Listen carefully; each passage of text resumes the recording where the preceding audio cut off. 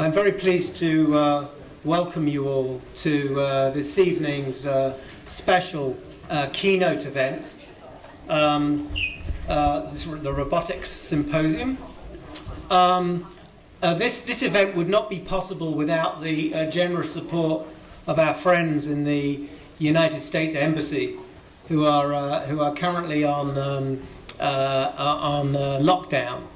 So they couldn't attend the opening of the algorithmic art exhibition, but they were very generous, and they have been in the past and continue to be very generous in supporting the activities we do here at the School of Creative Media.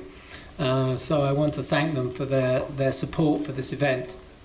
Now we have two very distinguished speakers for tonight, and the idea was that we had a number. It wasn't. I don't know whose idea it was. I don't think it was mine. But to have a dialogue between a scientist and an artist, because this is what this conference is about. It's bringing science, artists, and cultural thinkers and humanists together.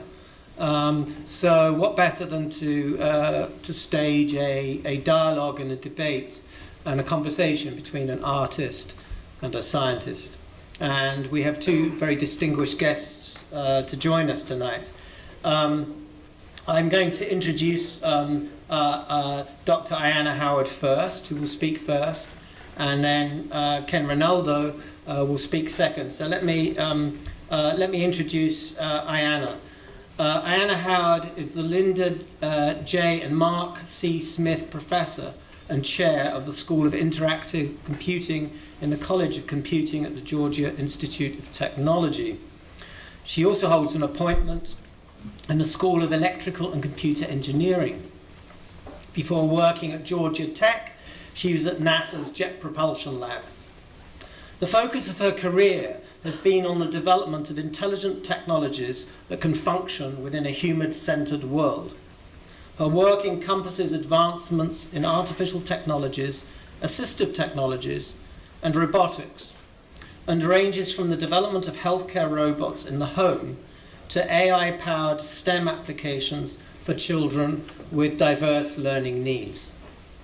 In 2013, she founded Robotics, which licenses technology from her research and has released a suite of STEM educational products. Dr. Howard has been featured in USA Today, Upscale, and Time magazine, and Business Insider in 2015 recognized her as one of the 23 most powerful, and I'm interested in the designation, most powerful women engineers in the world. The title of her talk is going to be Human-Centered Design of Robotics for Social Impact. Please welcome Dr. Ayanna Howard. So what I want to do in this 35 minutes that I have is welcome you into my world, and the robotics world, because I've been doing this for a little while and it's become second nature. And so first I want to lay the definitions. So when I started this, when I was 2, what happened was the classical definition of robotics and AI was actually quite different.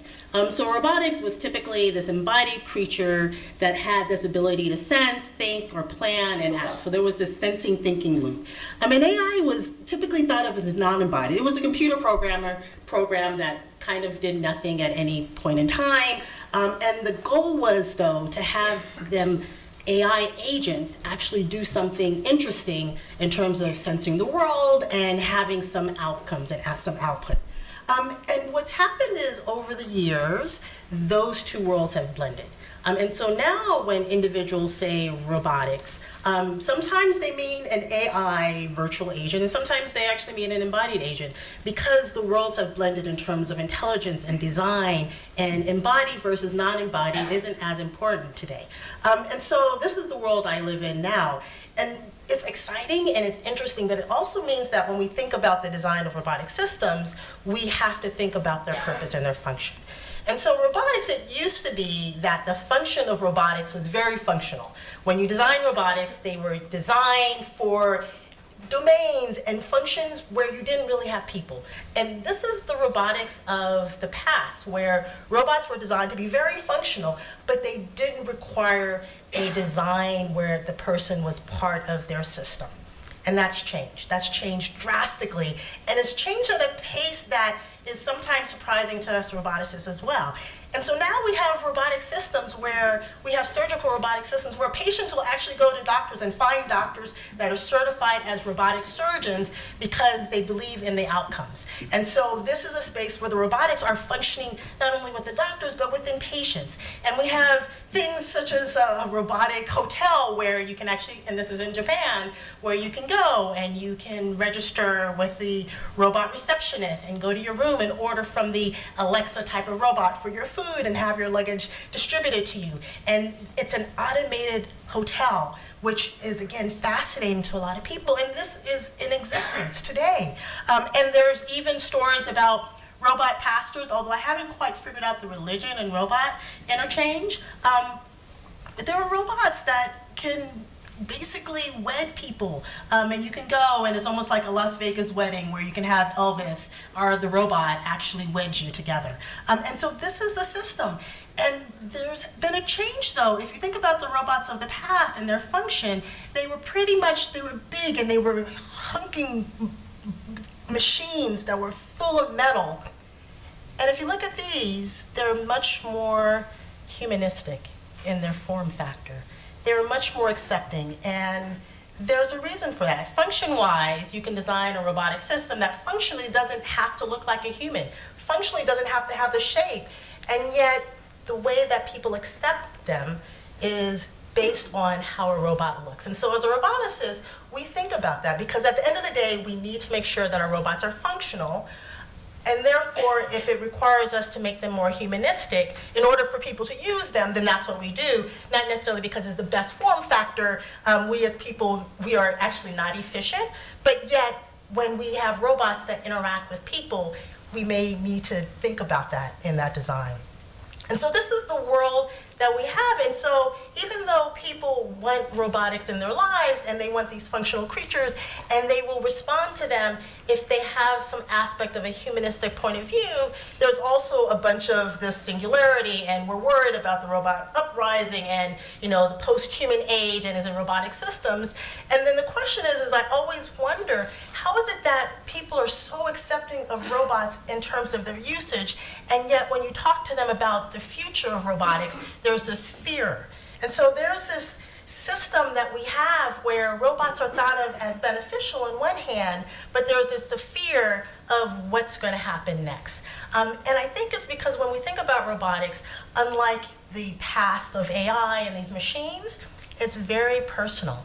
It's a very personal relationship people have with robotic systems. And so one of the things is if I go into a system, and this is even back, and I would go to a room from the age of 5 to 80 and ask, you know, about robotic systems, everyone had an opinion about a robot. I mean, like imaginary robots, but yet people thought that they were real. And so you say, you know, have you ever seen a robotic system? And it was like, yes, I have. Oh, where has it been? Oh, well, I saw one on TV, and it was the Terminator, and it freaked me out.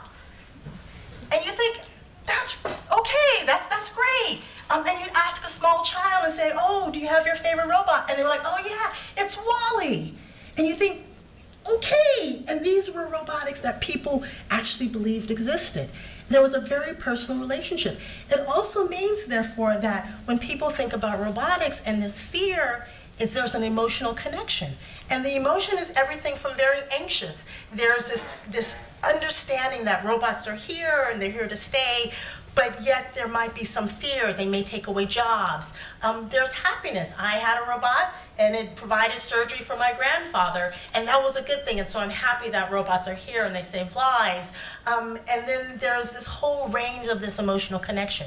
So not only does everyone have an opinion, and typically these opinions about robotics are not the manufacturing robotics, they are the robots from films and movies and books, but they also have an emotional connection with them, which means that it makes it quite challenging. As a roboticist, when we come out and we bring robots to the world, in terms of their function, they are not the Terminator, they're not even as functional as Wall-E, and yet there's this acceptance as if they are. And so when we think about the design of these systems, we have to take into account that these robots are functional up to a certain point, but people also expect so much more because of the way that they are designed.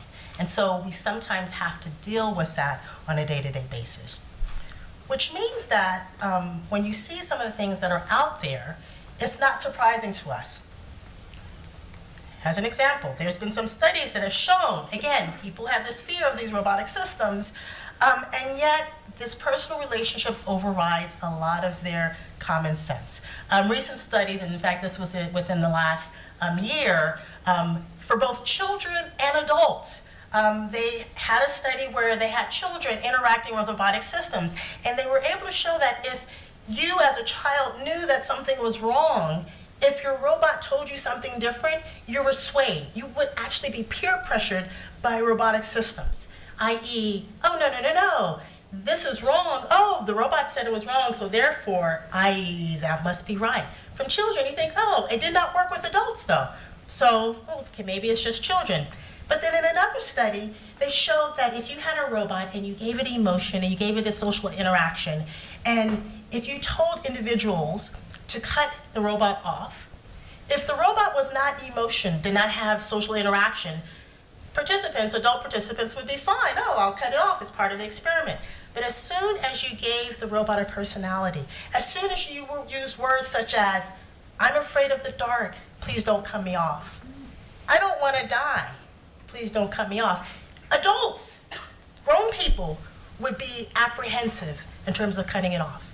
And yet it's a machine, it has an off-on button just like your phone, and yet there was this understanding in this relationship because we put these personal values in these robots, and we personalize them, and we use understanding of how people react with other people in order to bias these situations. And so we know robots can improve lives. We know people understand and believe in the benefits of these robotic systems, but we also know that people can be swayed. And so I want to give you a little bit of insight into some of the studies that I've done to show this, and kind of where we can go from there in terms of thinking about the design. So I've been doing robotics for many, many years.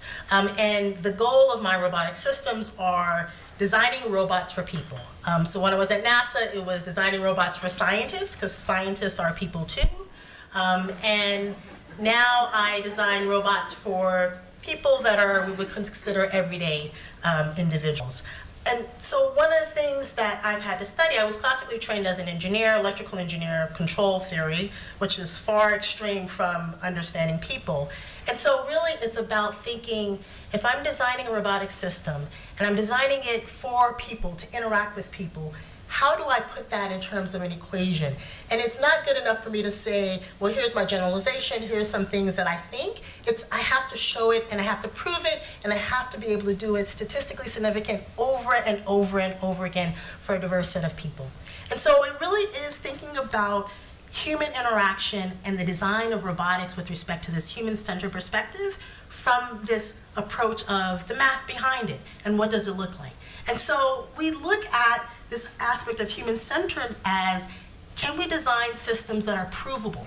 I.e., if I design a system and I put it in the US, and I take that same system and I put it in India, what are the common features that I have to design around that system so that the outcomes are the same, irrespective of the people? Because at the end of the day, there's certain things that people, behavior-wise, is going to be the same, and others that are going to be different. And so we have to understand that. We have to understand aspects of culture from a framework that's mathematical. We have to understand aspects of how people develop in terms of neuroscience and thinking and learning and putting it all together. And so, we go out and we put wearable sensors on babies so we can understand how they interact with objects. And we go out and we interact with children with special needs, and young children and teenagers who are very interesting creatures, in order to understand how they also interact not only among themselves, but also with these robotic systems. And understanding that and quantifying that so we can then design it and put it in terms of our robotic systems. And this is actually hard. So when I started in this space back in many, many years ago, The hard problems were about artificial intelligence. The hard problems was, how do I get a camera system that had a frame of 64 by 64, if I could really get my advisor to bless me with a nice image, to process within a week. Those were the hard problems. How can I learn data when it would take me a week in order to basically put something like this together? Those were the hard problems. And if you think about now, the hard problems aren't necessarily collecting the data. The hard problems aren't necessarily using GNNs and processing and figuring out what's going on. The hard problems is getting the technology to work with people. Getting the technology to work with people outside of the lab, inside of the environment, basically everyday people. And that's really the hard problems in robotics today. And I mean, there's other things in terms of the technical, but at the end of the day, what we want is these robots to be functional in the real world. And so one example of this is working with children with diverse abilities. So one of the things I started about 10 years ago was working with children with special needs. And so one of the things about accessibility is, if you can get a system to work with an individual with a disability, it pretty much means the concept of universal design. It means that it will work with a large population of individuals. And so it's a nice target demographic to get things to work with, because if it works there, it's going to work with pretty much almost everybody. And so one of the things, though, is that this is not a specialized problem. 15% of the world's population right now live with a disability, 150 million children. We actually think these are underreported. These are numbers for places that are actually good at reporting their data. Also statistically, in countries with life expectancy over 70 years, such as Europe, such as the US, individuals will spend approximately 8 years of their life living with a disability. So basically, if you're blessed to live long enough, you will be blessed to live long enough with a disability. And so the aspect is, robotics really fits a need. It fits a place for the future. It's one of the ways I motivate my students, because I'll say, hey, you're designing technology for yourself one day. It's always a really good motivation. It really is. And so one of the things that we have to do, therefore, in order to work in this domain, is understanding human-human interactions. And primarily when we think about human-centered design of robotics, what we're doing is we're taking how humans interact and trying to figure out, how do we translate to the human robotic space. And that's really what we're doing. And even though robots are not humans, the fact is that humans treat robots as if they are. And so even though they're different, even though robots aren't emotional and they don't have emotions and maybe they don't have consciousness, if we program it so it seems like it is, people will interact with them as if they are. And so it really isn't about the fact of, do robots have minds? Do they have consciousness? Do they have emotions? It really is, will people interact with them as such? And if so, will it then enhance their quality of life? And that's really the whole point of designing these systems, is so that it enhances our quality of life. And so we go through tons of these studies where we're looking at humans interacting with humans, and we're trying to learn and decode what are these seminal points of interaction and movement profiles. And when does a teacher or a physical therapist actually move in and intercede or help a child? And so we look at this, and we have to design systems to understand this automatically. And so that's what we do, and that's what we do in terms of the mathematical approach of understanding how to design these systems. It's not me observing, it's me having the robot observe many hours, many individuals interacting together to figure out what is the common thread between this human-human interaction. What's the commonality, if it's an age difference, if it's a culture difference, if it's any type of difference, what are the common things that we can extract? Because that is the thing that makes the robot work in all different types of environments. We also make our robots fairly, in terms of movement, we make them childlike, because one of the things that we find is that you have an individual that might be afraid of the Terminator, but as soon as you put a robot that moves sort of childlike, this is not the Terminator. All of a sudden, this is different than what I envisioned.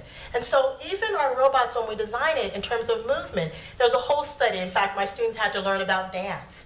Because there is a whole, I'm surprised as an engineer, there was a whole field of dance in terms of how do you move, how do you evoke behaviors, how do you evoke a situation where I am not intimidating, even though I'm probably smarter than you. What are those features in terms of your movement profiles and how you move your hands and your arms and your body? And so we learn about those and decode it into the robotic systems, not because robots like to dance, but because individuals, when they interact, they enhance their trust profile. It enhances their desire to interact with this robot and listen to the robot when it's providing guidance in terms of therapy and education and things like that. And our robots are also emotional. Everyone loves my dancing robot, by the way.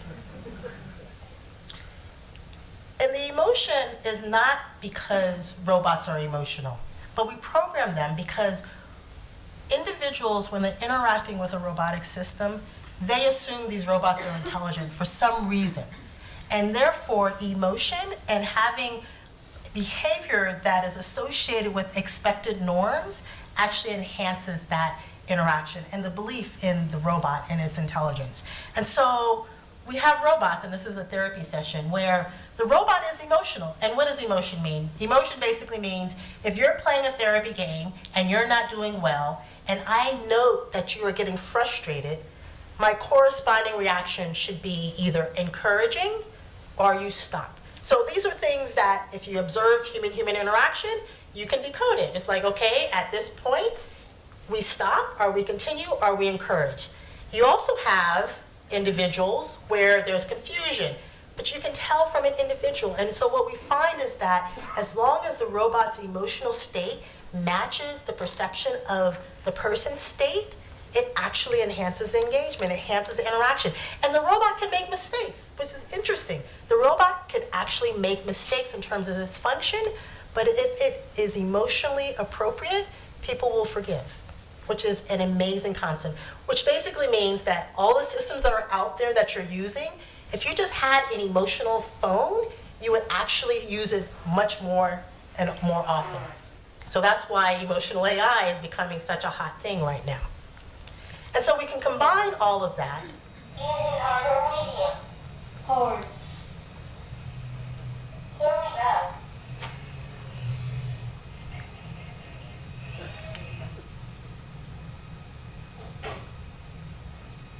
You can do better. Okay. Your turn, robot. My turn. I'm not good at this. But you can beat me. Go ahead. Okay. But robot, I'm not really good at this game. You are amazing. Thank you, robot. You really going to match? Okay, so if you notice, there was a dialogue going on. There was this communication, there was this exchange of information, there was turn taking. In fact, this was a scenario child. We were doing a study with children with autism, moderate. That robot is actually not intelligent. All the robot knows is about social norms. Keywords, right? I'm not good. Very good. It's your turn. Pausing in a conversation basically means that, oh, it's my turn. When you're talking to someone, all you have to do is turn your head and look in the general direction, and people will assume that you're making eye contact. I don't actually have to know where your eyes are, but if I look sort of in your direction, I just assume that you're speaking to me. And so all of these things are not about making the robot intelligent. It's just understanding social norms and having the robot exhibit social norms. And at the end, we can have a child interact with this robot over and over and over and over again for an extended amount of time, just by understanding the social norms, without having to understand full language and dialogue. And in fact, the robot here has probably a 30-word dictionary, right? But can have a full conversation. And what we found is children will have a full dialogue and talk about everything in the world. But if the robot understands these key phrases, like your turn, and nod your head every so often, what happens is the child assumes that there's intelligence there. And adults, it works with adults as well. And so with that, we can design these robots with this human-centered understanding of social norms, and we could do therapy studies with dementia patients, and we could do therapy studies with children with autism, and this one is children with cerebral palsy, where the robot can interact with these kids over and over again without an engineer behind the curtains, without a therapist behind the curtains, without a parent behind the curtains, and actually have positive outcomes. Have outcomes where the child is learning how to improve their movement skills, where the child is learning how to enhance their turn-taking abilities, where a dementia patient is actually starting to understand how to do the emotional balance with their caregiver. Just by having a robot that understands social norms and is not necessarily intelligent enough, just understanding that aspect. And one of the interesting things is when we then examine this aspect of trust, what we find is that individuals trust the robot more than they do the person, even though the data is from this human-human interaction, even though the interaction is the same. So in this study, we basically had a human and a robot where we had to take away all variables, and the robot basically mimicked the human exactly. And what we found was that even though the outcomes were the same in terms of movement, that at the end, when you queried, well, which one do you trust more? Which one seems more dependable? It was, oh, the robot seems much more trustworthy. I'm less afraid of the robot. The human was a little intimidating. And yet, if you ask individuals about the Terminator, the robot's the one that's intimidating. And so again, just by making these social agents that interact and understand social norms, we have this enhanced interaction, which means that we can embody these characteristics to improve this ability and this quality of life for all individuals. And we've done it in education, we've done it in therapy, and we've done it actually in self-driving cars, although the emotion part of the self-driving car is not taking as well. But yet, we have this interaction to enhance the outcomes. So we know that robots can improve our quality of life, and we know individuals trust them to do so, but there is a problem in terms of moving forward. So one of the things that we found, and in a lot of this, there's been a lot of, in fact, this morning, a lot of discussion about aspects such as bias and algorithm decision-making and how bias creeps in. But the fact is that it is not an easy problem, and it's not a solvable problem. And will it be solved one day? I think so. But it has to take a conscious effort, not just from engineers and not just from corporate, but from everybody. Because the fact is that humans are trusting. And so what that means is that if I have a robot that has some aspect of bias, people will just assume that it's truth. And that's the problem. Because they're learning from us, and so they have these biases. And an example of how this happened is there were some studies where girls don't like video games. I did not know that. And so our early studies, what we saw was that when the robot was interacting, because we're learning from human data, the types of games they were selecting were different for girls and boys. And the outcomes for the girls were actually worse. But it was learning from data, it was learning from the human-human interactions, the clinicians and the children. And so the fact is that these robots, even though they improve outcomes, they're learning from us. And we design these systems to learn from us, and we are biased. These machines are influenced by us. I think the machines can be better than us, but they are influenced by us. And I can talk about this for eons, from things about Google just taking away gendered pronouns from Gmail, which was the most recent, I think, about 2 or 3 weeks ago, to photos and AI competitions. But one of the things that we've shown is that we can do better. So in a recent study, this was published this summer, we wanted to see what would happen if we did something called priming or not priming. So again, there's biases. And a lot of times we design these systems based on these human characteristics, and so we use words like this robot versus she, or this robot versus he. And so we put pronouns even on robots. And what we found is that then our interaction with these systems are going to be biased. And so we did one study where we had this robot, and we basically said, you know, here's a therapy robot, it's emotional, it's engaging, do you trust it, and what emotion is exhibiting. So very basic. And so we showed this and we asked individuals, please label the emotion and whether you would trust it and da-da-da-da. And so for this one, it was, oh, it's a happy robot, it's dancing. Yes, I would trust it. And then when we primed and we said it had a race or a gender, what we found was that individuals would label it differently. It's angry now. It looks aggressive. And yet when we took away the priming and we just said this is a robot, there was not a difference in the interaction, which basically says that we as designers are also biasing our creatures. And if we can just think about designing these systems without using this robot versus she, or Alexa versus Bob, we are actually, as designers, biasing the relationship as well. Because we can show that robots by themselves actually don't have this aspect of bias. It's us, even as designers, that put it in. And so there is hope, which is basically that when we think about this human-centered design, and when we think about this next generation of robotic systems, it's not just about this aspect of people are trusting and people are biased and we're learning from biased data, but it's also that as designers, we also have to be conscious of how we present our robotic systems and how we present to the public. And us designing systems where we use things like our pronouns or we discuss things and we put our own biases is because we're able to show that if we don't, then at least we can mitigate the bias a little bit.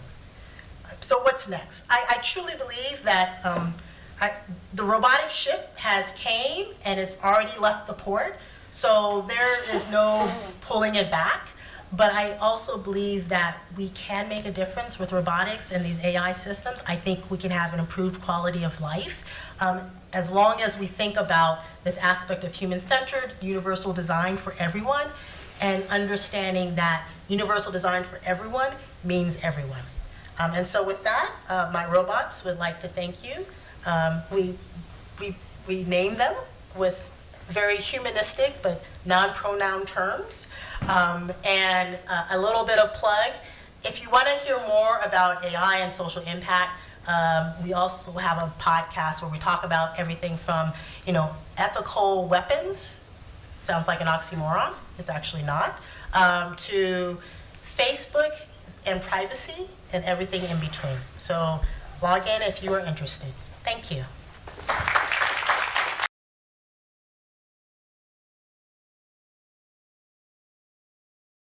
Our next speaker is Ken Rinaldo. Ken Rinaldo is Director of the Art and Technology Program in the Department of Art at Ohio State University, where he teaches interactive robotics, bioart, 2D, 3D animation, 3D modeling, and rapid prototyping. He's internationally recognized as a pioneer in interactive bioart and robotic installations that blur the boundaries between the organic and the inorganic and develop hybrid ecologies between the machine and the animal. Rinaldo's work has been commissioned and shown by museums, festivals, and galleries the world over, including CAFA Museum in China and the National Museum of China. He's been the recipient of several awards from Ars Electronica in Austria, and with Amy Youngs, he won the Green Leaf Award from the United Nations Environment Fund. Rinaldo is the author of an online publication, Interactive Electronics for Artists and Inventors. He can also claim the distinction of being a cultural Olympian for the Vancouver Olympics in 2009, where they commissioned from him 3 paparazzi robots that autonomously photographed attendees. The title of his talk tonight is Trans-Species Symbiogenesis. Please welcome Ken Rinaldo. Thank you, everybody, and just want to say what an honor it is to be here. I'd like to thank the very generous invitation to come and speak before so many really, really amazing artists who I have admired for so many years. There's really so many great people in this room, and it's exciting to meet many people in person that I've admired from afar for so many years. Seeing Ellen's work today, even though I had to leave a little early, was amazing, as well as Maurice, and so many great presentations. Whoops, do we have a crash?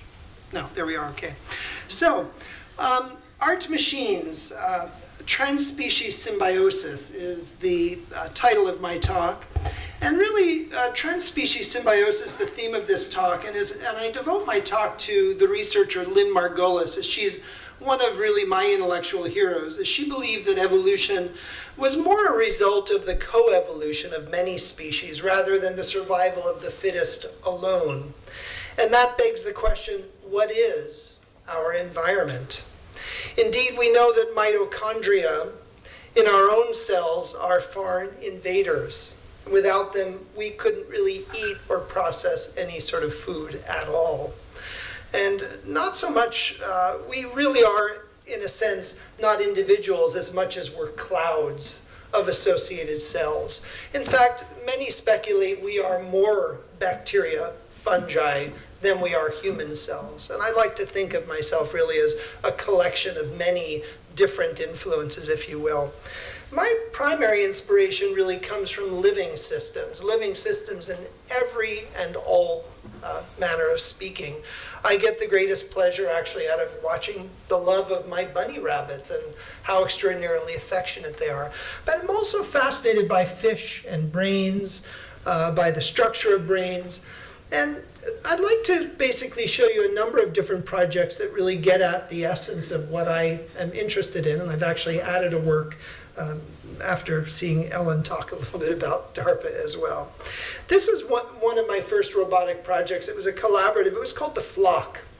And it was by Mark Grossman. Mark was an amazing engineer in Silicon Valley. He still is. He was actually one of the co-founders of Silicon Graphics. This was really my first robotic sculpture. It was built with grapevines. I was fascinated with how, even though trees and vines themselves didn't have a centralized brain, it was very clear through the intertwining of the vines around the world that there was an intelligence there. It was a distributed intelligence. I also, at the same time, was reading a lot about artificial life and about flocking and artificial flocking behavior. And I read a very interesting article by a gentleman named Craig Reynolds on boids. Boids were these artificial flocking sort of vectors. And it got me to asking a question about, is that, in a sense, is that because that's a virtual being, is that really an instantiation of something? And so I decided, along with Mark Grossman, to create a work called The Flock. This was, in fact, the first robot to flock towards sound. I think it's important, and I think Dr. Howard has referenced it here, to also talk about the fact that sometimes when we make stuff, in a sense, it has to break. We have to know the limits of the machine. And I learned a very important lesson from this robot, and that's simply, you must always protect your hardware from your software. When this piece was about to open, the night before this piece was to open in 1993, the power went off during the Machine Culture show. When it came back on, the software was gone. And the one robot pulled itself into complete destruction. This is a project that took almost 5 years to build. So that night, I spent all night gluing it back together. And it functioned the next day. But it was a very important lesson for me about really designing systems in parallel, designing systems that would protect themselves from software that is sure to crash. This is called The Flock. These are two interactants with The Flock at SIGGRAPH in 1993. This is, by the way, where I met Philip Demers many years ago. This is a brand new work, and this is a work commissioned by the University of Maine, and it's by myself and by my wife, Amy Young, an artist that I'm greatly inspired by. This is a machine garden that is basically self-watered by a series of microprocessors that are sensing the moisture in the soil. But Amy and I also see this as a way to reprocess food waste that's coming from a local cafe. This is a little worm bin, and in this worm bin we have red wriggler worms that basically create a delicious worm tea. The worm tea is sent up to the top of these bags and then drips down from one to the other. Machine Garden was seen as a way to bring oxygen into the environment of this particular building. It was also a way for us to soften plants and to make plants more accessible to humans, and also to help humans understand their relationship to plants and oxygen breathing plants, as well as plants breathing, our CO2.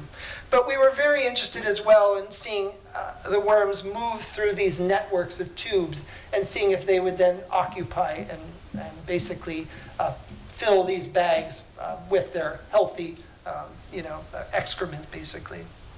The next work I'd like to show you is a work called Abiopoiesis Microbiome. This was commissioned by the Artificial Life Conference in Cancun, Mexico, back in 2016. Basically what you're seeing the first series of robots ever designed by global weather.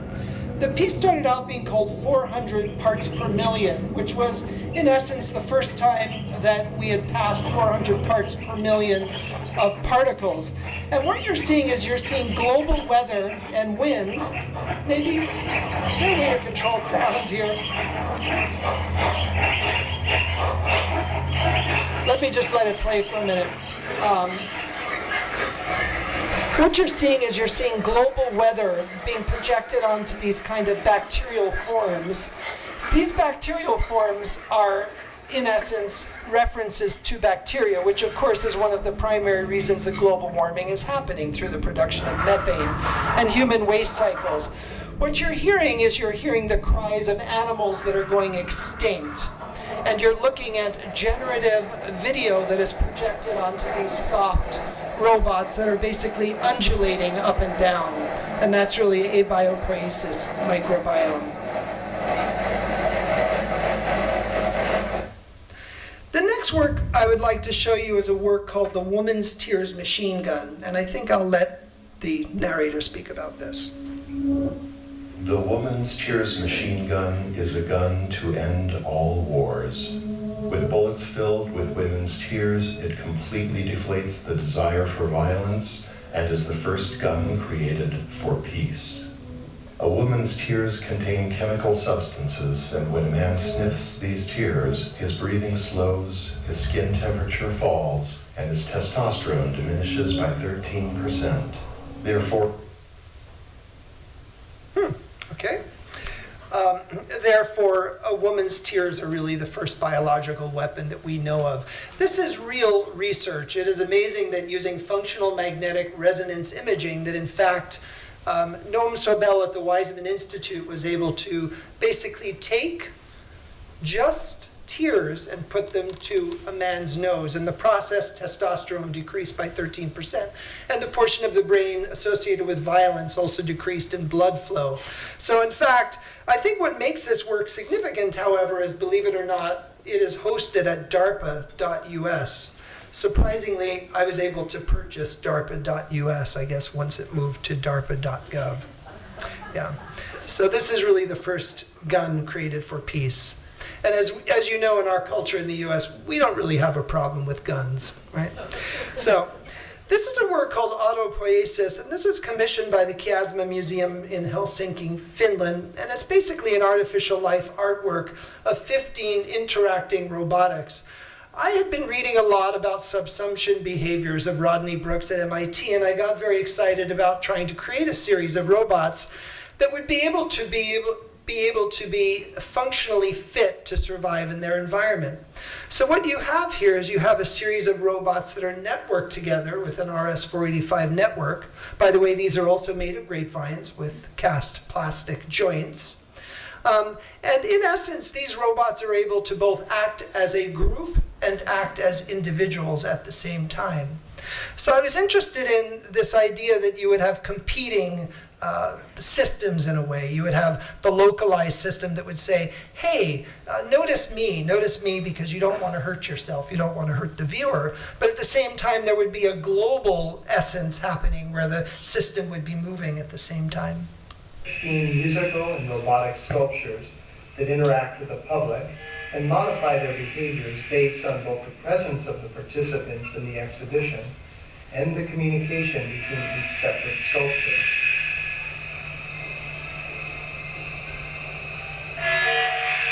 So here you see they're acting as a group because nobody is being seen by the robots. They also can play a kind of follow the leader, where one tells one robot what to do, and then the next one does what it does. Network and audible telephone tones, which are a musical language for the group.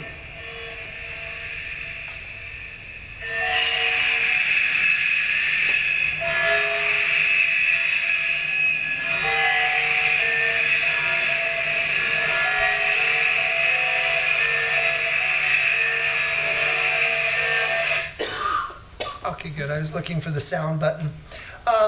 So these are soft robots, obviously, and I think that what also makes these a little bit different than a lot of what you're seeing out there in the world of robotics is they're not made of steel. They're approachable, they're soft, they're within the realm of the natural, and that makes them, I believe, more friendly. This is a work called The Enteric Consciousness. This was commissioned by the Maison d'Allier Museum of Science Fiction and Future Journeys in Switzerland. And in essence, I started to do a bunch of reading about the nature of the brain, but also about what we would call the brain in the stomach. I got very excited to think about the relationship between our hands, and maybe you could say that our hands or our feet are extensions of the brain. So I started to think, well, what's the extension of the brain in the stomach? In fact, it is a brain that can reprocess or process some of the very same neurotransmitters that you're familiar with that are processed in your brain. And I thought, well, indeed, that's the tongue. The tongue is the extension of the stomach. The tongue knows where it wants to go. It knows what it wants to eat. It knows, perhaps, especially if you're a rabbit, what's acceptable or what's not acceptable. So what I decided to do was think more about the relationship of the stomach to bacteria in particular. In essence, what you're looking at is a robotic chair in the shape of a giant tongue that is controlled by living bacteria in an artificial glass stomach. This is the artificial glass stomach here. It uses the same bacteria that help us basically to digest food. And in fact, in your own stomach, there's about 1/1000th of the number of neurons in your human brain. So I was really fascinated to explore this space, but I was also fascinated to explore the possibilities that really the largest sense organ in your body is in fact your skin. I felt that many artisans had been ignoring skin as a means of getting at emotion. And so that was another reason I decided to do this work. This is a large robotic tongue controlled by an artificial stomach. This artificial stomach is filled with the same living bacteria, Lactobacillus acidophilus, that occupy our own natural stomachs. Our stomachs and intestinal systems are called the enteric nervous system and are certainly seen as forms of intelligence as they possess 1/1000th of the numbers of neurons in the human brain and use many of the same neurotransmitters such as dopamine, serotonin, and epinephrine. If the hand and finger can be seen as extensions of our human brain, then the tongue can be thought of as an extension of the enteric nervous system, seeking out what it prefers to ingest. In this installation, an artificial stomach will allow the bacteria within it to activate a functioning robotic chair in the shape of a giant tongue. This giant tongue is designed to give you a comforting massage. The robotic chair is covered with a red emu leather that gives the appearance of swollen taste buds and an enlarged and hungry tongue. I have chosen in this work to focus on our... The next work I'd like to show you is a work called the Paparazzi Robots. And these were actually originally commissioned by Dmitry Bulatov out of Russia. And later I was really lucky to then have them commission some more from the Vancouver Olympics. One of the things that really fascinates me about robots or electronic devices is how they often can reinform our worlds. I was fascinated by the fact that cameras can completely change a space. And I know all of us are familiar now with this kind of selfie obsession going on, myself included, I guess. So I thought, well, wouldn't it be interesting if we could actually create a series of robots that would be able to take a selfie for you? Surely we love to see ourselves through the screen of the camera. This, by the way, is Edward Schenk, and some of you may recognize him. Robots are a series of 5 autonomous robots, each standing at the height of the average human. Comprised of multiple cameras, sensors, and robotic actuators on a custom-built rolling platform, they move at the speed of a walking human, avoiding walls and obstacles while using infrared sensors to move toward humans. They have ultrasonic sensors allowing them to see out to a distance of 13 feet in order to move toward passing subjects. The paparazzi robots seek one thing, which is to capture photos of people and to make these images available to the press and the World Wide Web as a statement of culture's obsession with the celebrity image, and especially our own images. Each autonomous robot makes the decision to take the photos of particular people while ignoring other humans in the exhibition, based on such things as whether or not the viewers are smiling or the shape of their smile. One of the things that really interests me about these robots, in a sense, is these robots actually make you happier. One fascinating thing is that when you force yourself to smile, you're actually also sending positive neurotransmitters back to your brain. These robots actually won't take your photograph unless you smile. They manipulate you, in essence, to be happy. But they also pursue you. They make you feel important because, indeed, you're the subject of the camera. They can also make you angry. I was surprised during one exhibition in Toronto that somebody actually tried to tackle and attack the robot because they were pissed off because the robot would not take their picture. I know I'm also pissed that they won't take my picture, and it's because I have a kind of a crooked smile, but they seem to love my wife's smile. They take her picture every time. One of the things I enjoy about these robots is I'm sometimes lucky to catch people I didn't even know was at the exhibition. This is one by the paparazzi robots of Orlan, and I was also pleased to find one of Mr. Stellark. I would imagine perhaps some of you have been photographed, I hope, by the paparazzi robots. Seeing as I'm also interested in living systems and thinking about what the nature of living systems does, if you really look at living systems could be said to be living because indeed they can give rise to themselves. Robots, well, we know robots can build themselves, but can robots go out and get their own materials? Can they get their own food? Certainly not. But these are some of the things I was thinking about with this particular robot called the autotelematic spider bots. Another of the real challenges, as many of you know who work in robotics, is can a robot be energy autonomous? Specifically, can it in fact find its own food source and know how to feed itself? That's a big challenge. Many of you may or may not know that Aibo, for example, this amazing Honda robot, it lasts maybe 45 minutes on a single charge. There's magnetic sensors in the floor guiding it around. It's not nearly as intelligent as one might imagine, although it certainly is an exquisite piece of technology. This, however, was a robot that was designed fully in the computer. It was completely virtually conceived within the computer, and then it was given birth to by a rapid prototyping machine. So for me, that was sort of the beginning of thinking about giving birth to a system that would have some aspects of a living system. This is what it looked like at its opening. There were 10 of them all together, of these autotelematic spider bots. And they basically used a new kind of morphology of walking that I was told by the folks at Ohio State had never really been done before.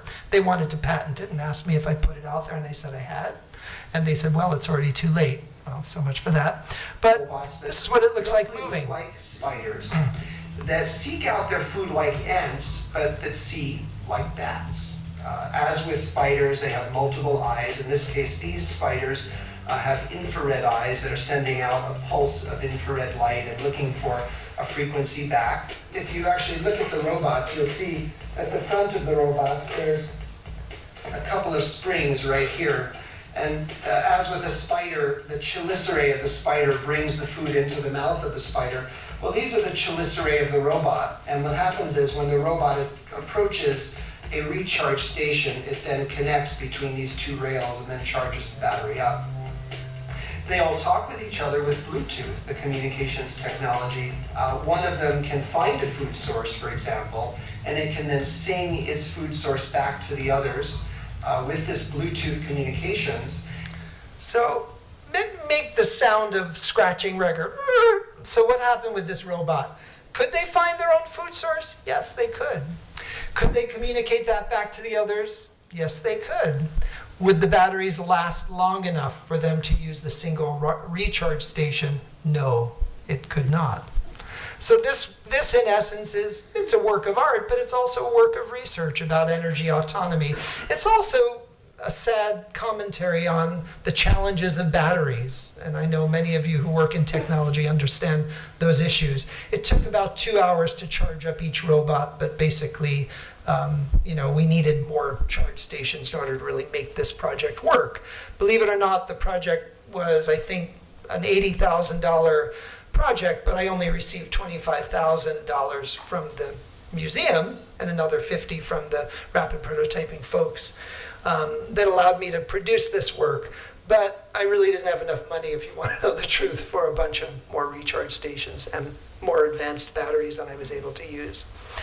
The next work I'd like to show you is a work called the Augmented Fish Reality.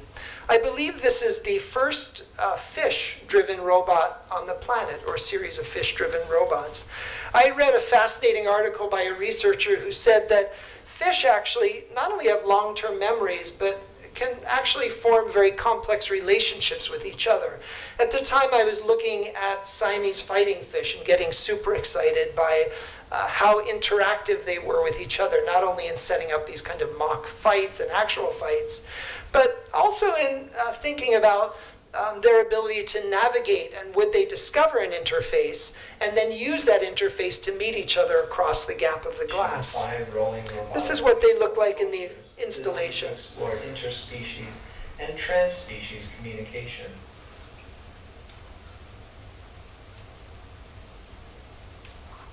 These sculptures allow the Siamese fighting fish to use intelligent hardware and software to move their robotic bowls under their control.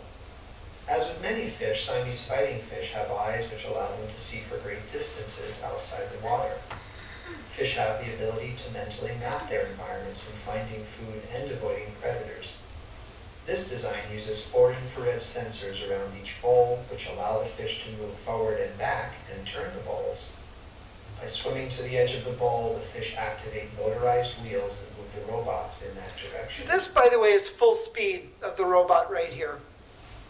I used foam wheels on this project to make it very quiet for the fish. Entering the environment.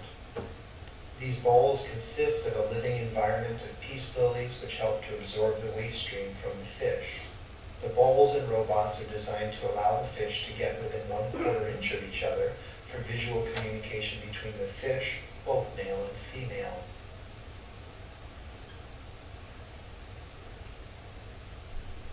Small lipstick video cameras mounted on 45-degree angles under 2 of the bowls image the interior of the fish bowls as well as humans in this environment, and these images are intercepted with video transceivers and projected back to the walls of the installation and give human participants a sense of both looking into the interior of the tanks and feeling as if they are immersed in the fish bowls. Some have questioned whether or not fish are actually intelligent. I found this video, which I thought was somewhat entertaining, which is synchronized fish swimming with goldfish. I think it proves it. And can anybody read this writing? Does anybody know what that says? Never found out. Don't know?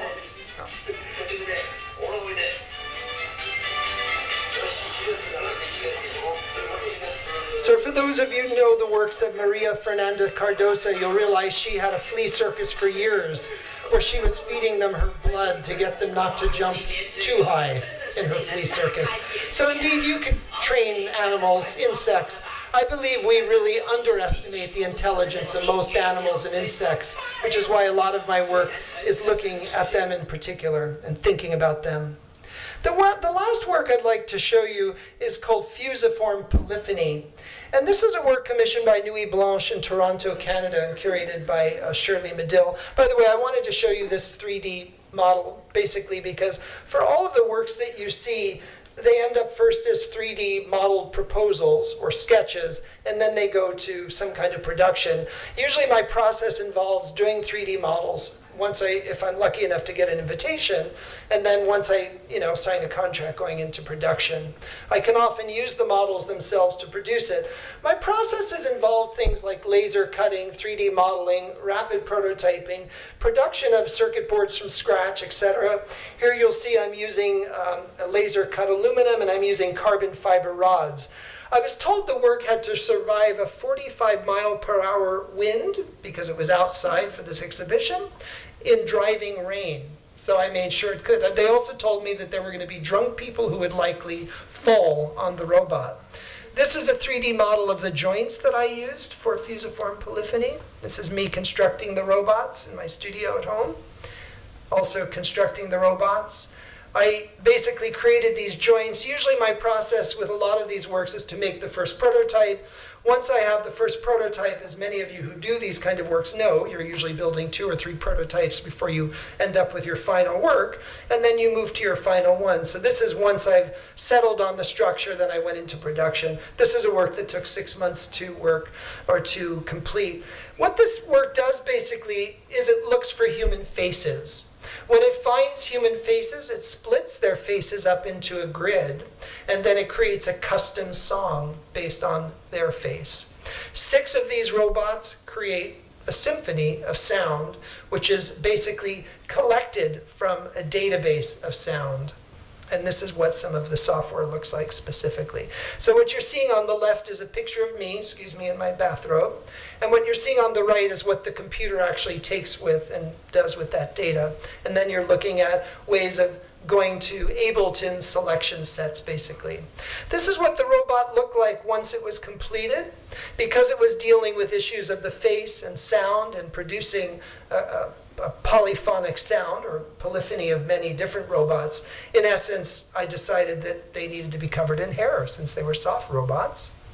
This is what it looked like at the opening in Young Dundas Square. This is what it looked like. I also was able to take those images and project them back to the stage. And this is a pull string mechanic as well. This is what it looked like at the opening. And this is what it looked like functioning. This is the perspective of the camera, and all the sounds you hear are actually being played by the system itself.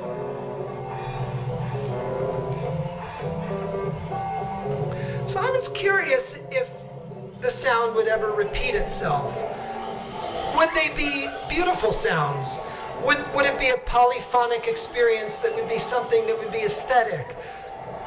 When I told engineers that I was interested in having a robot approach somebody's head, they were like, "You can't do that. That's going to swipe somebody's head off." And I was like, "No, I think I can do that." But I think it's important to understand that artists also bring something a little bit different to the world of robotics. Perhaps we challenge it in a way that might not have been done otherwise. Here's another bit of footage.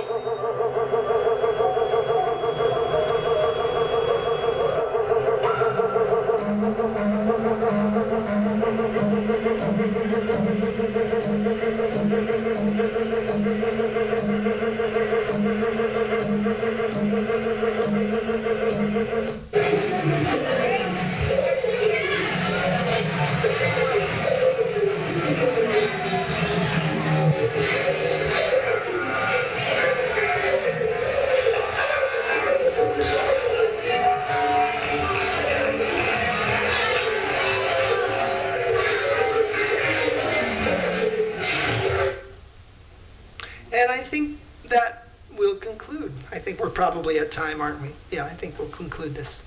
Thank you very much. So I'll start off with a question that comes from looking at the work that you both produce. Ken is very interested in the relationship between biological and biological species and machines. And one of the characteristics of your work is that your robots don't really appear as robots. At least they don't appear as what we normally think of robots appearing as, which is something machinic, metallic, humanoid. You dress your robots and make your robots out of non-metallic things, out of natural things. You, on the other hand, go for a much more conventional view of a robot in terms of in your effort to make an object that can communicate emotionally with the human being. So my question to you is I wonder what your response is to Ken's approach, and whether or not you think as an engineer a strategy, a different kind of strategy of presenting your robots might be effective in terms of your goals, both as an engineer and as a social scientist. Well, so again, in terms of functionality, so I think the difference is that with your robots, it's about the artistic experience, whereas the way I would look at it is, if we design robots to create art, in fact, I think there was one, $450,000, a robotic art piece that was created by a robot, then that would actually have probably an arm and some functional capability, but they're not interacting with it. It's just a product of it.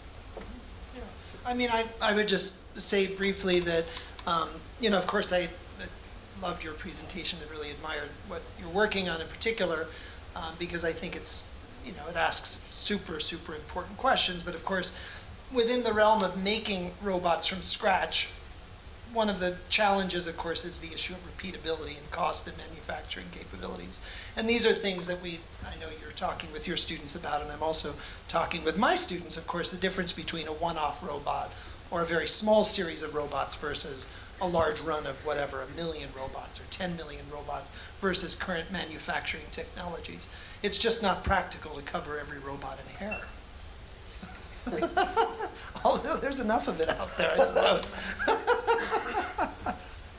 What would it mean if you covered your robots in artificial hair?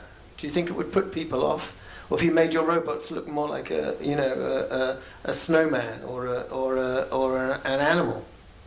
Well, so animals, there are robotic animals, typically, as an example. So there is a robot seal that's used in hospitals. And actually the story is the reason why it was a seal and why it's been so popular is that everyone thinks about a seal, but no one really has an experience with it. And so if you think about the functions and how it should react and the noises, no one will say, oh, no, that doesn't sound like a seal. That doesn't feel like a seal. No one will say that because, like, oh, yeah, it looks like a seal. I assume that this is how it acts.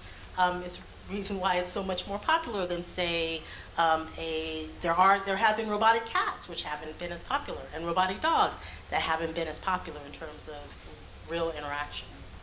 Well, to ask the question the other way, you, Dr. Howard, are very focused upon soliciting certain kinds of emotional response in your interlocutors, in your users, so that, and very effectively, and you demonstrated how willing human beings are to ascribe a full range of emotions to a mechanical entity, and this is from a obviously from a pragmatic, goal-oriented, therapeutic stance. This is what you want to achieve.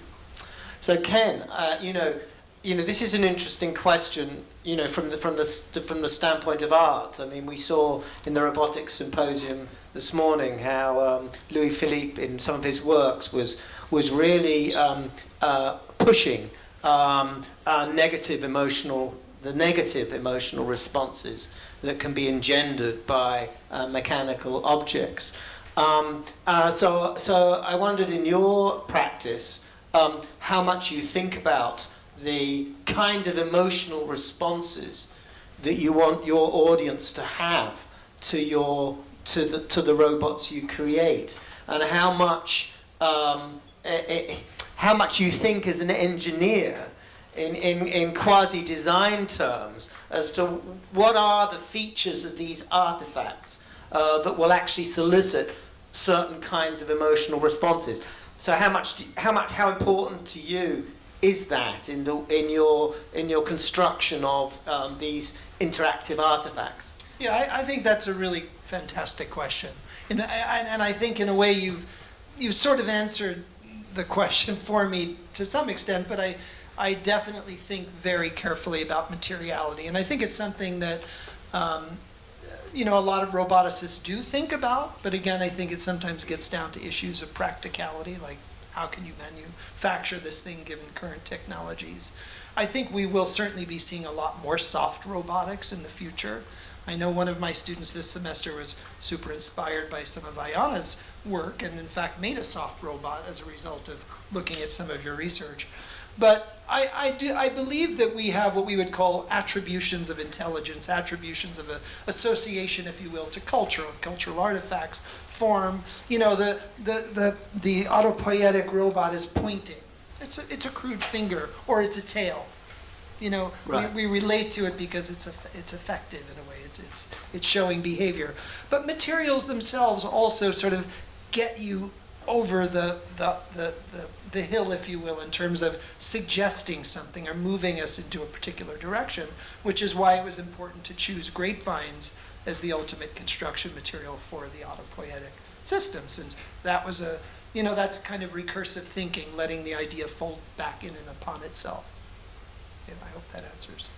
So I wondered whether you two had a question you wanted to ask each other about their work. Yeah, so I actually had one. You had mentioned with respect to, and I thought about function. In your Paparazzi robots? right, you basically said that people had to smile for it to work, Yes. which is actually, again, manipulation of behavior. Yes. But that was the first time I actually heard you using things that were much more functional for manipulation. Any reason why? Well, I think that in a sense, from a cultural standpoint, all of the works are kind of manipulative. Like the gun, you can't get away from the fact that we know what a gun is and what its purpose is. We know it needs to shoot straight, but it's been emasculated. But in the paparazzi robots, I think that there was this sense that really we're familiar with what a camera is. I think it exists so thoroughly in culture that we understand what it is. And even for a child now, a child sort of knows that suddenly when a camera enters the room, even if one's depressed, we smile. And but indeed, I was, of course, excited to find out that cameras have smile sensors and that I was able to hack into that to, with my systems to actually make it function. And but I do believe that all of the systems, to some extent, do, in a sense, I asked a question earlier in Philip Demmer's presentation about his blind robot in particular, because I was fascinated by the way it approaches the face, but also the learning environment itself. Like, one of the things I don't think we've really talked a lot about in this conference so far is this notion that we're talking about artificial intelligence, but there's so many theories that are saying that intelligence really exists in the environment itself. And we are the environment, humans are the environment, but so is gravity, so is the floor, so is the wall, so is that reflective thing that sees the sensor in a sense. So I think that those are all conditioning agents, if you will. Sometimes I think that those conditioning agents have as much intelligence, if you will, as the systems themselves. So my question to you, I think, I was fascinated with the research that you've done in particular with these gesturing robots, where the one was doing this up and down. And I was fascinated with their form and how you changed the form and then how that then changed people's association to those things.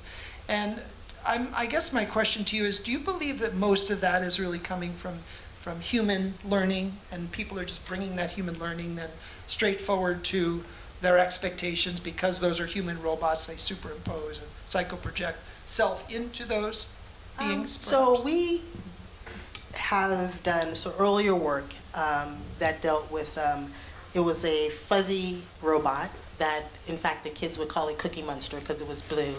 And the way that we had it be emotional was through movement. So short, jerky behaviors with a loud pitch is actually a sign of happiness. If you have a platform that sort of meanders kind of side by side, all of a sudden it looks like it might be bored. So it was basically a big blue blob, but we were able to evoke the same kind of emotions. The only problem was that it had no function in terms of therapy, right? Because so it couldn't basically say, oh, I need you to do some exercise, because that was not evoked. But in terms of the emotion, individuals could definitely understand the emotional state without it being a humanoid. And we've done it with animals, we've done it with spider type of robots as well, where it's about the movement and the type of movement. So Fascinating.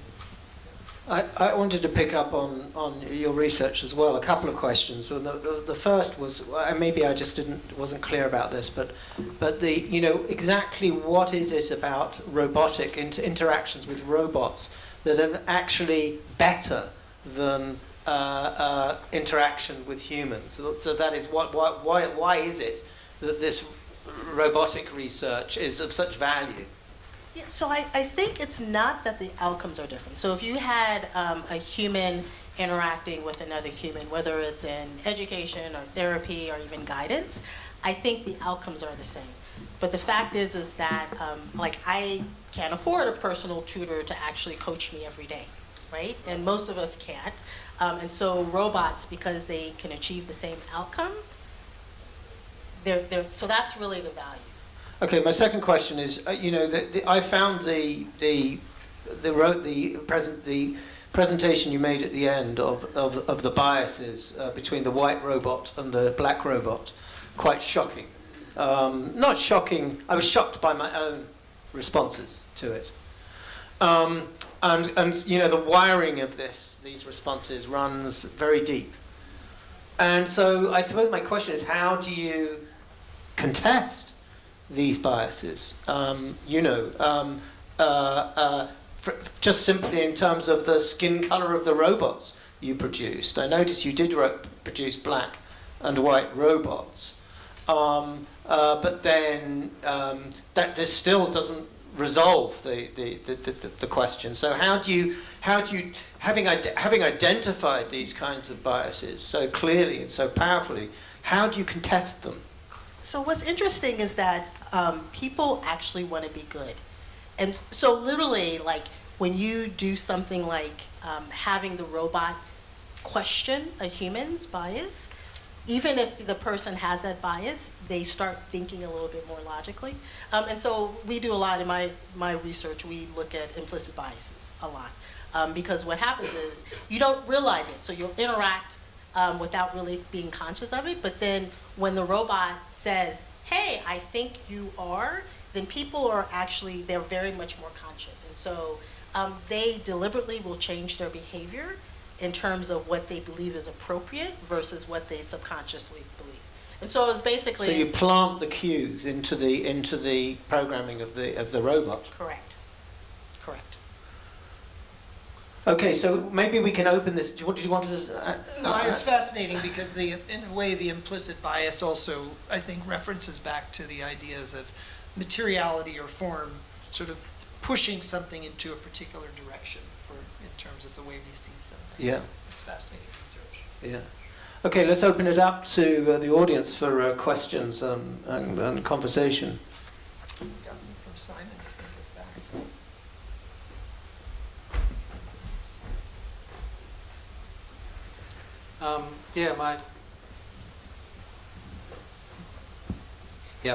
Okay.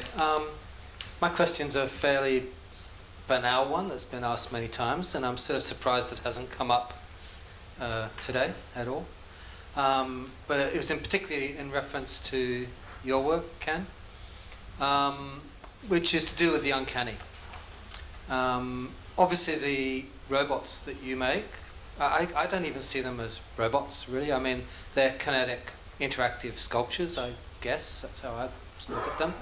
But when you look at them, particularly when they're still, but when they start to move, they take on that uncanny, animalistic, perhaps not human, but animalistic behavior that you expect of, like an animal or an insect or something like that. And that uncanny quality is actually, I think, much of the impact of the work. And that's true also, obviously, of the commercial robots and also custom robots that you talked about in your talk as well. And because they're more humanoid, we obviously think they're even more uncanny. But actually, I found Ken's more uncanny because of the way they move. There's a febrility, there's an animalistic quality that's really quite incredible. So I don't know if you want to talk about that or if that's a complete red herring. Well, thank you for the question. I know that my colleague is probably reading the magazine Soft Robotics. Yeah, me too. I was surprised to find it existed, mainly because I don't know when it came out, but I think that, I was surprised in a way because these were things I'd been doing, I would say, years and years in advance of it becoming an industry. I think artists are often innovators. I think we see that in industry as well, although we're perhaps not acknowledged as such. But I think that, I thank you for noticing that. I do think carefully about the way the structures move, the way they look, how they relate to the human body or to other structures like tails and so on. And it does just give them a kind of a natural, sense of natural behavior, kind of overshooting that gives them a sense of being alive. But are you looking to work in that gap that is the uncanny? I am interested in that gap, and it's work that I think about. It's not work that I showed today, but yes, I am. I'm certainly interested in that world as well. And I'm not sure where that's going to go exactly, but I certainly am interested in those issues, yes. Yeah.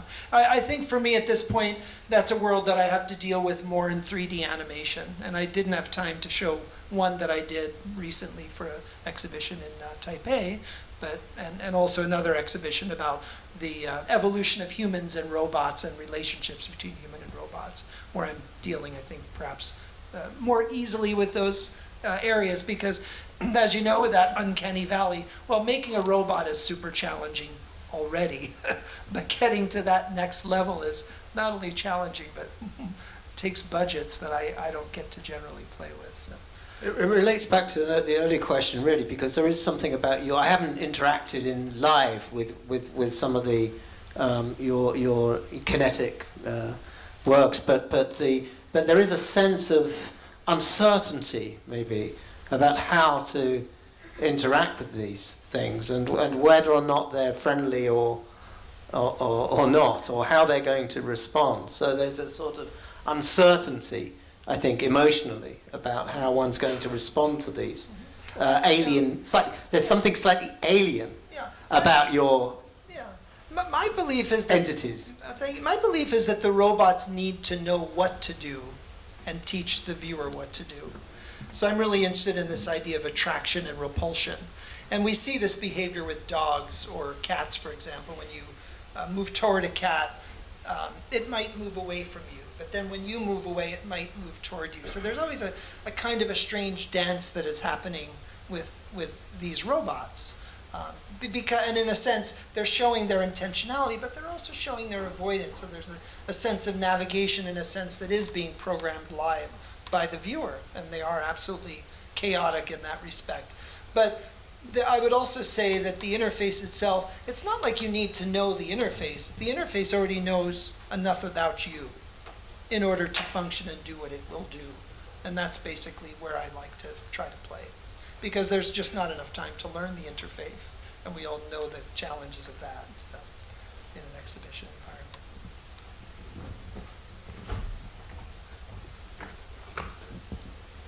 Thank you. Thank you very much, both of you, for your talk. And I think it's very inspiring for different reasons.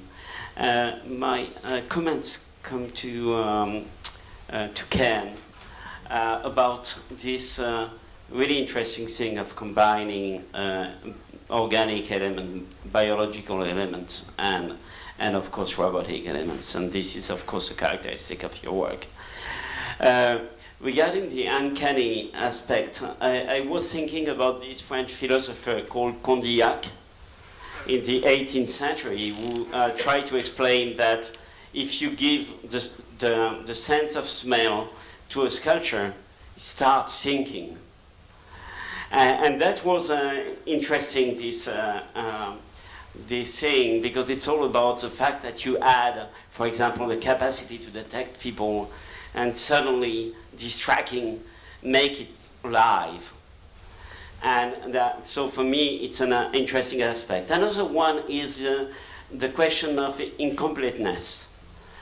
You know, when you have a handicap, you can have prosthetics made of plastic and metal, but you make handicapped robots that need biological elements, biological prosthetics, and to survive. And I think this may be an interesting way to understand your work. Well, thank you. Yeah, just to tell you a little strange story about this, the enteric consciousness work in Switzerland was there for 6 months. The exhibition was open for 6 months, and it was commissioned by the museum. And I explicitly said to the curator, we want this chair only to function if the bacteria is happy and healthy in the stomach. So we created a fresh supply of this bacteria in the fridge. And the idea was every 7 days they would have to change this bacteria out. I was cooling the bacteria. And by the way, the bacteria Lactobacillus acidophilus, everybody knows what this is. It's yogurt, right? It's the same bacteria in our stomachs that are part of our healthy microbiomes. What was so amazing to me was when I went to pick up the exhibition 6 months later, they actually had defeated the system. I only wanted that chair to give a massage if the bacteria was alive, to say, of course, we're completely dependent upon the health of our microbiomes and the intelligence of our stomach. They had actually used a special pH solution that I had created to measure the health of the bacteria. If their pH was really high, it meant they were dead, basically. If their pH was about 5.0 or something, it meant they were healthy. And they actually just immersed my super high-tech sensor right in the pH solution, which I thought was actually really I have to admit, I laughed. I thought it was pretty funny that they had defeated the system and got tired of changing out the bacteria.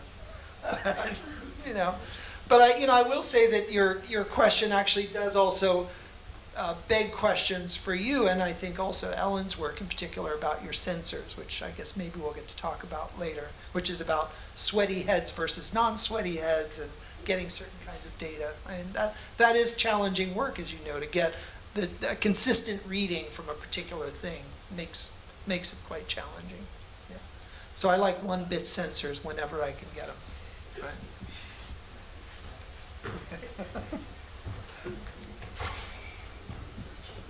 Yeah, thank you. I was thinking about one parallel or interesting thing that you might want to discuss, and that's scale, actually. Because, Ken, in 2 of your works, you actually reduced the humans to dwarfs in a way, in the tongue thing, and also in the, I would say, in the public space piece, which was in Toronto, or the flurry.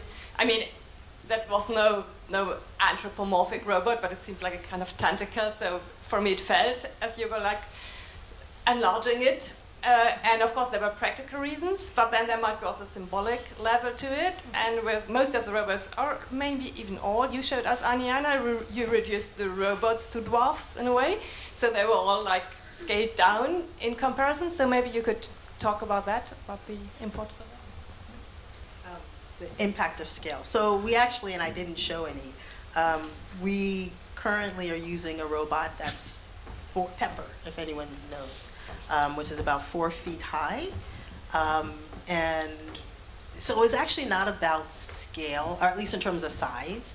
But it's harder to evoke the type of movements that we'd like, right? So the larger it is, the harder the control system is to control. So that's one of the things. But also scale, one of the things that we tend to do is we go into non-lab spaces. So like all of our experiments we take it on the road. And so that's the way that we also think about scale in terms of the ability for it to work in different places. So we'll go to a home without having mapped it, and somehow we get to the point that it works always. But that's also because we think that that's what's necessary for it to scale in different types of environment with different types of people. But it wouldn't be because it's that scary for kids, as an example, to have this toy robot. So so amazingly, with our it's about 4 feet high. What we found is that kids that are like 5 or 6 are a little bit intimidated, but the ones that are still shorter, about 7 or 8, are fine with it being a slightly larger. We haven't yet tested it with like toddlers. Very interesting observation and a good reminder. I do think about scale quite a bit. I believe robots that are bigger than us are the masters of that universe.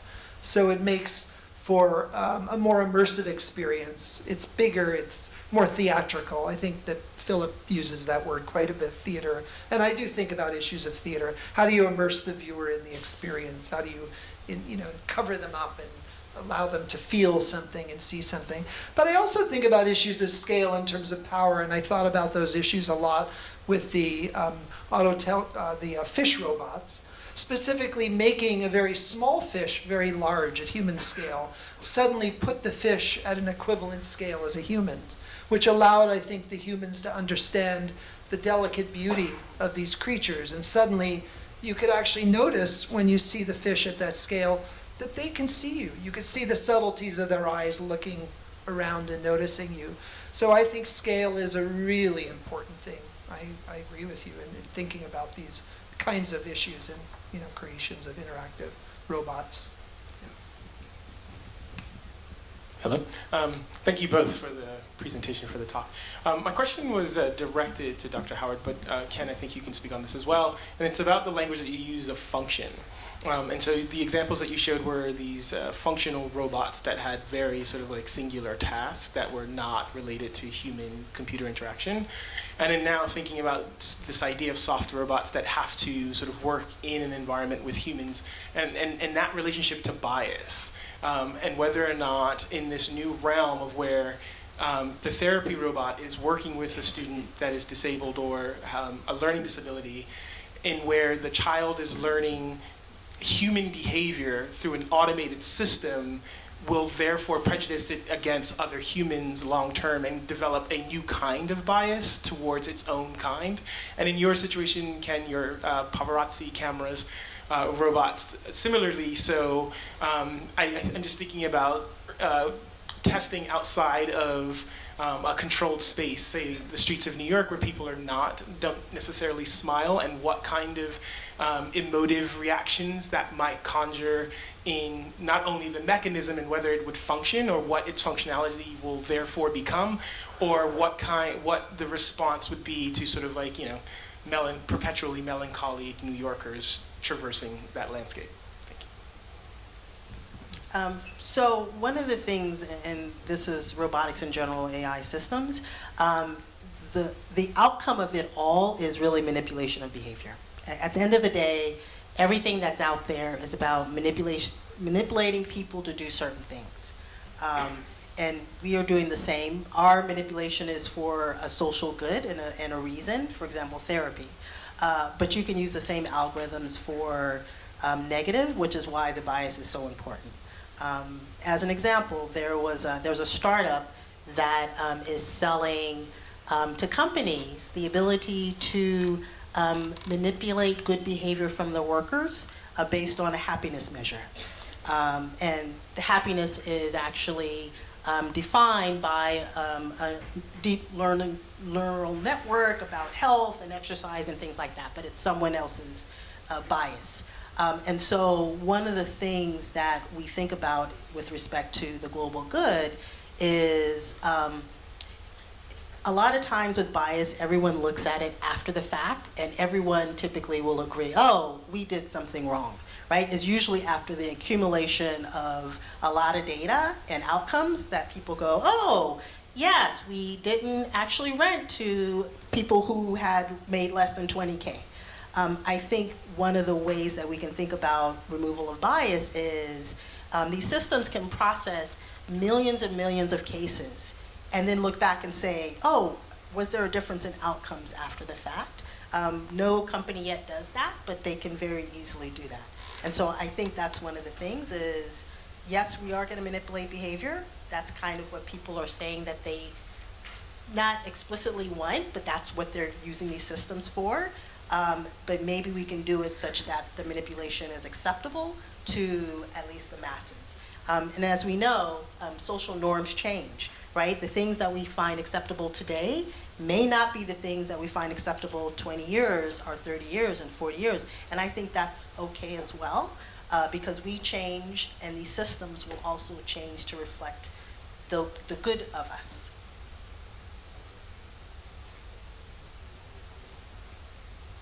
Yes, at the back there. Thank you for the talk. It's really inspiring. My question goes to Dr. Howard. I noticed you mentioned one thing. You say it's not because robots want to dance, it's because we want to dance, so we teach robots to dance, right? If I remember correctly. So, okay. I have very strong belief, or say very optimistic in AI. When I talk about my own interactive installations, I say I build creative and collaborative AI. But usually I raised up a question to myself. Because when we do interactive installations, we're always taking the participant as the center. We think about what our human beings need, right? Then we build AI to do things we want. Then I literally ask myself like that. So that's basically, to me, it's like we have the most advanced genetic technique. Then we say, okay, I want a cat with 3 heads, 6 necks. So let's build a cat like that with my really advanced techniques. That's when we talk about this, we immediately say, okay, that's wrong because that's against the animal's right. But when we try to build AI, it seems that we are not thinking about that at all. We are not thinking about AI's right at all. If we take AI as a friend, as a collaborative partner, I think we should consider that, right? So I want to hear your opinion on that. Thank you. So there is a whole camp on, it's actually the moral rights of AI agents. And there are those who believe in it, and there are those who know that we are programming. Like right now, we are programming behaviors, we are programming emotions, we are programming learning. They are not sentient beings as of yet. You know, maybe 100 years from now, we will be having a different conversation.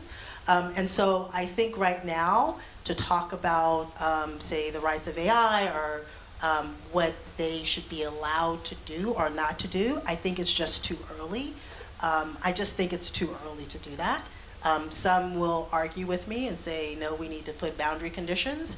I don't think we're at that point. I think if we put boundary conditions on these systems now, what we'll be doing is we'll be putting our own limitations on it, which means that we'll have systems that are fully biased and can't learn to be better than us and make better decisions than us.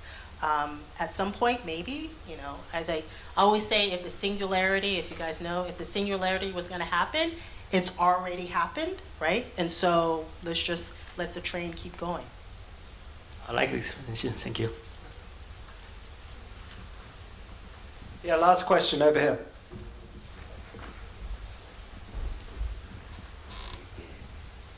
Yes, thank you very much for this talk, both of you. My question is specifically to Dr. Howard. I'm always questioning a bit the impact of the automation of care and the robotization of medicine and therapeutical robots and so on. What's your view on the effect in terms of, I mean, won't it individualize us even more? Because now going to a doctor, seeing a human being when you're being taken care of, being cared for, is part of the healing process. How do you see this kind of externalization of care? Yeah, so one of the negatives about using robotics for healthcare is that you might lose the human touch. So that's kind of a lot of individuals who say we shouldn't use it, they talk about that. But there's two things. One is the fact is a lot of times what we see is if anyone's gone to the doctor and you have an emergency, you need to go to the hospital because the doctor can't actually see you for 2 weeks, right? So one is we actually don't have enough medical professionals, human hours to actually address all of our needs. The other thing is that they've actually shown that when you have an emotional, especially for certain populations, when you create these social norms on the robotic aspects, the question of is how do you define human touch? Like individuals, like kids and individuals with dementia, they believe they are having a rewarding social interaction with an intelligent creature, right? And we're the ones that are defining this aspect of human touch. It's just like with technology, we say, you know, young kids, they don't communicate anymore. But young kids are communicating more than we communicated in terms of crossing national boundaries and languages. And so I think our definition of human touch has to evolve because that's where we're going. Human touch, which is this touch, I think is artificial. We barely even touch within the older populations. I think it's an artificial construct that we believe that it helps with healthcare. I think it's the social interaction and feelings of belonging and feelings of having a relationship are the ones that enhance your quality of life. Now, the robots don't all do that, but I think we can get to that point. Okay, on that positive note, I want to thank Professor Howard and Rinaldo for a very stimulating symposium, and